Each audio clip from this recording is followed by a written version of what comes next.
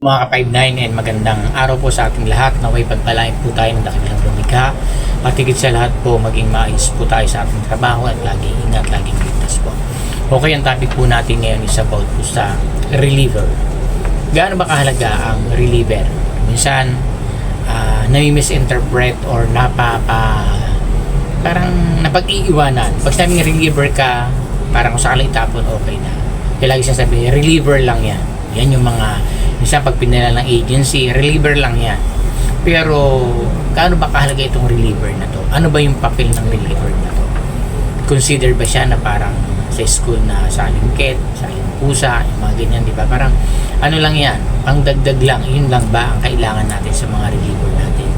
Masustain lang yung lack of manpower, di ba? So, kailangan titingnan natin kung ano ba yung dapat na magiging papel ng isang reliever at gaano sila kahalaga. Okay? Kaya wag natin sabihin reliever lang. Okay?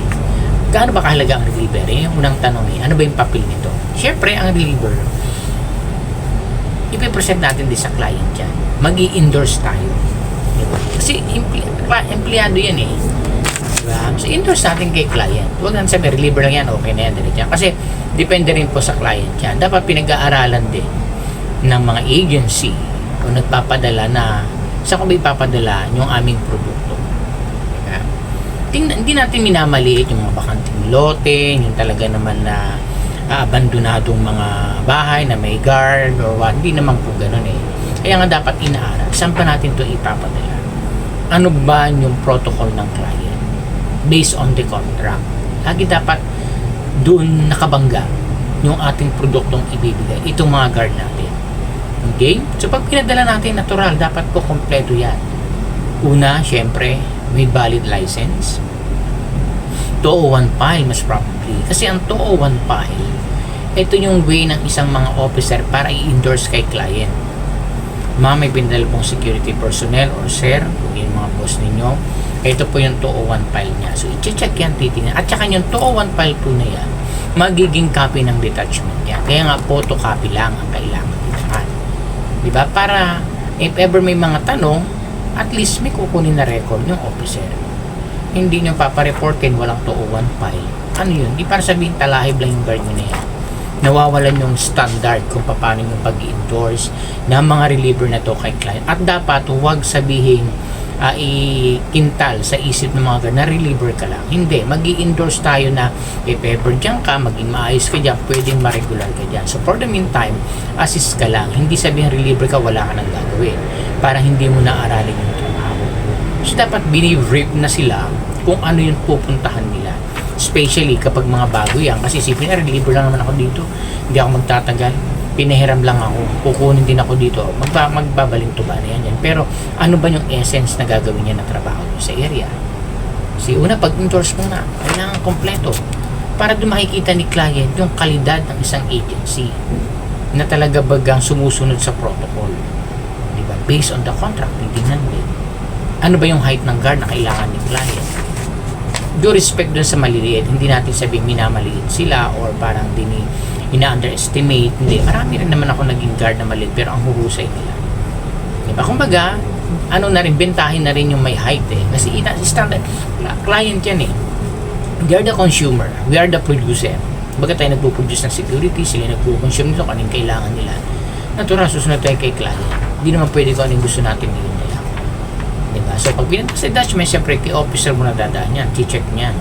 Hindi po pwede na kahit maliit na lang yan o wala na si standard, okay lang, tanggapin na lang. Hindi po yun eh. Kasi hindi solusyon yun na kung wala pang tao, kahit ang ipadala, pwede na kahit hindi naman siya credible doon sa area na pagdadalan. Diba? Okay. So, kung okay naman, na-endorse na, okay na. Ngayon, after ma-endorse, ano yung gagawin? Hindi naman pwedeng duty agad. Diba? Hindi naman pwede, sige, ipakawala mo na yan dyan. Okay lang, depende nga sitwasyon eh. Kung halimbawa, na siya is naka-assign doon sa area na body-body, kumbaga dalawa sila sa isang post, pwedeng maturuan, i-assist agad yan. Paano kung mga tigi-tigisang post yan? Paano mangyayari kung bibigyan agad ng duty dyan? Pwedeng malagay sa alanganin yung area of responsibility. Pwede maging cause na kayo'y matanggal o mawalan ng kontrata o tanggalin ang contract ni client dahil sa nangyari. Hindi pwedeng irason na reliever lang kasi yan. Hindi po yun. Iyon ang iniingatan ng mga officer na dapat credible or kaya niyang i-handle. So, may OJT. Yan nga, siyempre, sabi nga, on the job training, siyempre.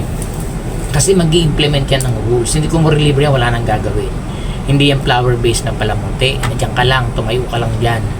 Maglakad ka lang dyan, bahala ka sa buhay mo. Hindi. Maraming mga protocol na dapat niyang i-implement. Pag nag-handle na siya or ibinigay natin yung responsibility doon sa area kung saan siya i-assign. Kaya napakahalagang konsepto na dapat itong mga bagong dating mapa-reliever or regular post yan. Kasi lahat naman consider as reliever eh.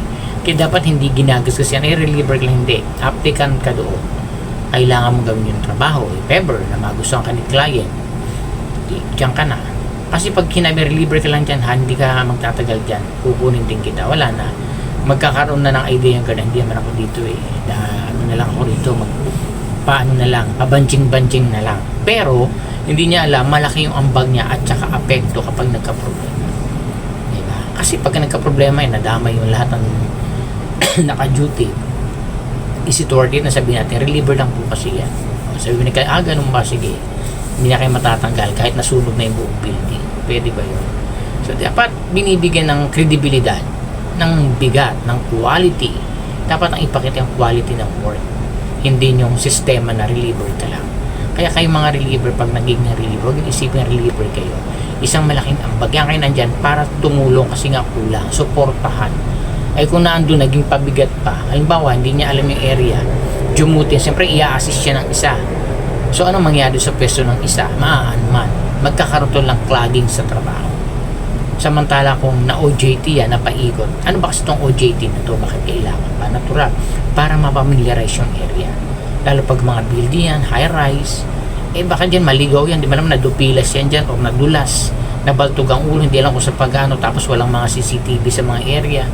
Paano na? Di ba? Minsan, siyempre, ang radyo meron nga. Minsan, ay kung hinimatay na, nabago, ano na mangyayari ngayon?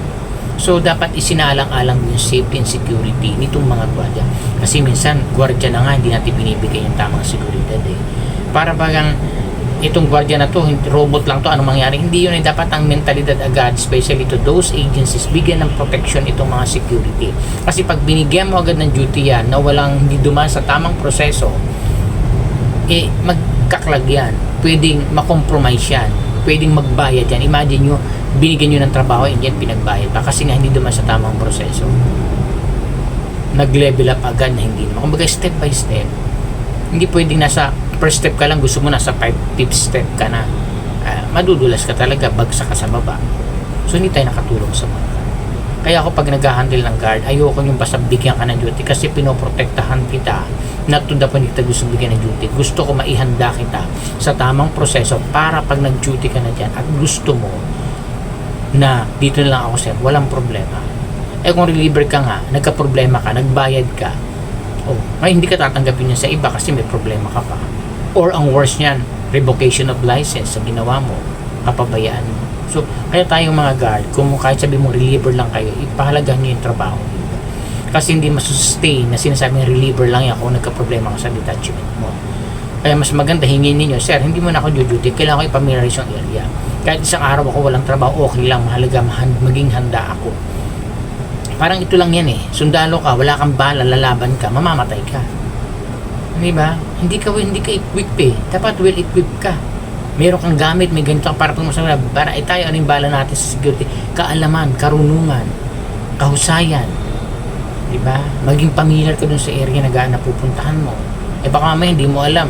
May problema pala doon, nahulog ka na lang doon biglang, hindi mo alam eh. Kasi akala mo, pwedeng dumaan doon. Ano na mangyayari ngayon? Pwede sa reliever lang po yan. Kahit nagkabagok-bakong na dahil reliever, pwede ba yun? So, saan i-burden yan? Command responsibility ng officer. Kaya kayong mga officer, tayo mga officer, maging maingat sa pag-handle ng responsibility pag in-endorse sa atin yan ng ating agency. We have the right to refuse basta't nasa lugar at tama na ayon sa konsepto ng trabaho ng ibinigay sa'yo kasi tayong mga officer ang nagpoprotekta sa mga guard na yan. Pag dumating ang problema, kanya-kanyang takbuhan na yan, kanya-kanya sabihin, command responsibility na pinabayaan ng officer ganito, ganyan. Papayag ba kayo? So, kailangan talagang marunong tayo mag-handle ng sitwasyon. Hindi to para i-paralyze ang agency, hindi sila para ano bang magagawa na, ano bang mapapala natin kung hindi ka tatanggap ng guard na pinadala nila, kung credible naman. Hindi ka naman kikita sa guard na yan eh. Diba? Parehas pa din ang sweldo. So, dapat ang tingnan doon, yung responsibility ang mabigat eh.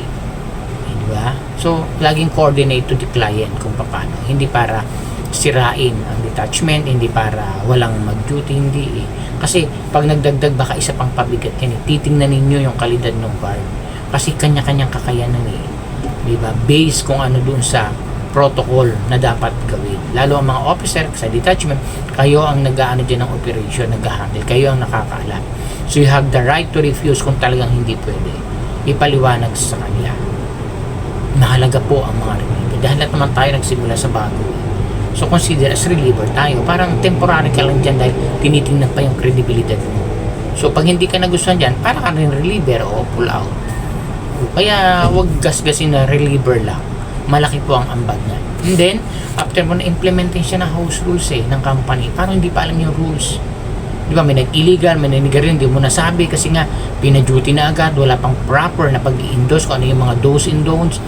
Paano na? Diba? O baka yan, nag-yosin, nanigarilyo na lang din doon, gwardiya pa na maraming guard kasing ganyan eh. Naninigarilyo kahit on duty. Diba? So, bigyan ng halaga. Kasi, ang bigat noon, mag-i-implement ka eh. Tapos, hindi mo alam kung ano i-implement mo. Hindi mo alam kung ano yung trabaho mo. So, are you sure na mag-success ka niyan sa galing? Ang pinaka-worst niyan, makompromise ka pa dyan, mawalan ka pa lalo ng trabaho. Magbayad ka pa or makulong ka pa. Ang worst scenario dyan, baka mamatay ka pa. Hindi po sabihin na nanakot tayo. Maraming ganyan. Kasi nga, hindi alam eh. Meron palang mga kuryente dyan na nakaano, hindi mo na nahawakan mo or what, di natin masasabi. Mas magandang itinitrain muna sila, iniikot, pinapamiliarize. Kaya dapat pa nag-i-endorse umaga pa lang, huwag mag-endorse ng gabi. Kasi minsan nagpapadala nung oras na wala ng admin, paano may endorse sa admin yan? Lalo kung may protocol namin, di ba, may mga biometric, yan, kailangan yun, syempre. Kung hindi bayaran yan, di ka officer ang magbayad. So nakita mo na yung problema. Dapat ang agency nakikipag-coordinate din sa officer, ano yung protocol, doon mag-base. Huwag yung sige-sige lang, padala ng tao, hindi naman credible, sige lang, alain, bumabagsak ang kalidad ng agency pag ganyan. Masisira. Kliyente yan. Sabi nga, it takes time. How many years or months bago ka makakuha ng client? Tapos pababayaan natin. Pag nawalan tayo ng client, saan dadalhin ang mga guard? Unless kung marami tayong paano kung hindi naman din sila doon credible? Kawawa naman. So dapat tayong officer, we have to protect our subordinates. Kaya ipaliwanag din sa kanila bakit natin ginagawa ito. Kasi hindi pa nila nasusuot yung sapatos natin. Sila nasuot na natin, kaya aware dapat tayo na maintindihan nila, na maipaliwanag natin yung tama. Okay? And then, implementing ng rules, ano pa? Siyempre, they have to protect lives and properties. Paano nila mapoprotektan yung mga buhay doon, yung sarili nila, na hindi nila alam paano i-handle, nagbago nga sila. So, paano nagkaroon ng emergency, hindi nila alam kung sa yung fire exit. Nasaan din yung mga fire alarm, just in case. See? Kaya, hindi ganun, hindi biro. Buti kung bakanting lote na magkakasama kayo dyan lang o may mga sunog o kumuha kayo ng pampatay ng sunog, paano dito sa mga building? Dapat tinitingnan din yung kalidad ng guard, yung knowledge ng guard, kung akma ba, kasi may mga guard minsan pag tinanong mo, hindi, paano kung mga client ang nagtanong, nag-iikot dyan masabi, hindi ko po alam, bago lang ako dito, wala po akong idea. Paano na? Di kasiraan na ng agency. So yun dapat ang mga kinukonsider. Dapat laging there's a parameters na merong binibasis ang agency bago magpadala ng tao. Tingnan mo yung height, ano ba yung dapat standard yung sa papadala natin. Diba? Kasi ipinresent mo na yung kahinaan ng agency pag nagpadala ka ng guard na hindi naman credible doon sa area. Hindi natin minamaliit yung iba. Tapos minsan napapadala mo mga uniform pa, akala mo andudumin, hindi maayos, mga paraphernalia. Grabe naman. Diba? Yung parang hindi pa handa. Doon pa lang makikita na sa uniform na hindi pa handa sa trabaho, tapos isasabak mo na. Anong mangyayari dyan? So kaya wag dapat sabihin reliever lang. Dapat bigyan ng halaga. Tao yan, gwardiya yan, lisensyado yan. Kahit naman anong galing niya kung bago, hindi pa rin ganun siya magmamanifest o magpe-perform ng tama. Kasi hindi niya alam ano ba yung trabaho dito. Hindi pwede siya mag-ikot ka lang dyan. Hindi, ang anong gagawin? Ito, ganito, i-check mo to, i-check mo yan, ganyan. Bababa ka dito, pupunta ka doon, yan ang area mo. Diba? So, malaking usapin po yan. Kaya kailangan i-will equip natin yung guard natin. Tulungan natin sila para maayos yung buhay. Hindi, nagpadala lang tayo for the sake lang na masustain yung kakulangan ng manpower. Hindi po dapat gano'n ang aim or ang isip ng ating mga agency. Bagkos pahalagahan itong mga tao dahil may buhay din po yan. May pamilya yan. Na kailangan pag dinalanaan sa detention, maging maingatan sila, ma-continuous yung kanilang trabaho ng tama. Huwag malagay sa alanganin. Kasi pag pinaduty nyo ng bigla yan, walang kabog-abog, may tendency, pwedeng magkaroon ng problema. Maraming nangyayari pong ganyan na compromise. Ang worst na aksidente ang guard kasi hindi sila aware. So sana po maintindihan natin lahat ng mga reliever, galingan po natin at huwag sabihin reliever lang. Kailangan laging sabihin mga security personnel to. Kailangan nilang makuha yung tamang proseso, mapahalagahan para nang sa ganun patuloy na ma-equip itong mga guard na to towards success sa goal ng agency. Natural, may goal ng agency na maprotektahan yung client and the client per se, including also the security personnel, para magkaroon ng maayos at matiwasay doon sa detachment kung nasaan sila. Maraming pong salamat and God bless po sa ating lahat.